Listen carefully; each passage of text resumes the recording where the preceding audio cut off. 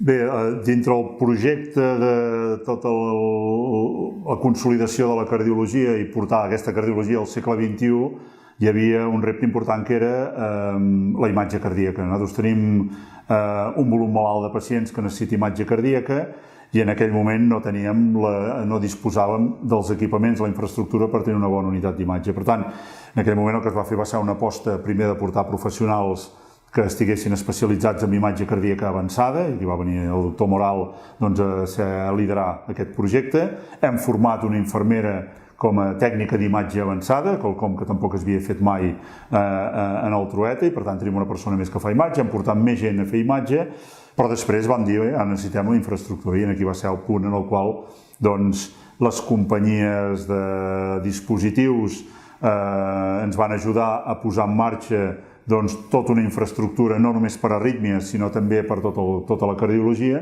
i ara finalment hem fet un segon pas que ha estat gràcies a una fundació que ens ha donat uns diners per portar la unitat d'imatge cardíaca a una infraestructura típica del segle XXI, una bona imatge avançada, amb bons equipaments, amb unes bones àrees de valoració dels pacients i, per tant, amb tot digitalitzat. I bé, aquesta és una unitat d'imatge cardíaca que no tindrà res a envejar a qualsevol hospital del nostre territori, a cap.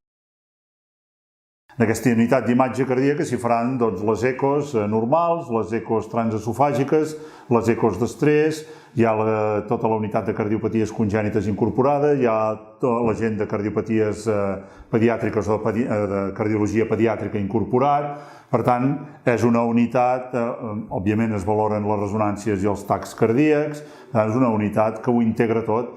La unitat, aquesta sí que és un pal de paller en la cardiologia, la unitat d'imatge, perquè la unitat d'imatge la necessites a unitat coronària, la necessites a unitat d'arrítmies, la necessites a unitat hemodinàmica, la necessites a tot arreu. I per tant és un pal de paller imprescindible en l'assistència de la cardiologia. Per tant és imprescindible que estiguin a disposar i que tinguem els equipaments bons. Per tant, clar, estem comprat en aquest darrer any, tindrem 8 màquines noves d'ecocardiografia. En teníem 2 de velles i passarem a tenir 8 de noves. Això és un canvi brutal, la imatge ha canviat, ara ja no estem parlant ni de 2D, estem parlant de tridimensional i de quadridimensional. Per tant, esclar, és un canvi espectacular en la qualitat assistencial que podrem donar.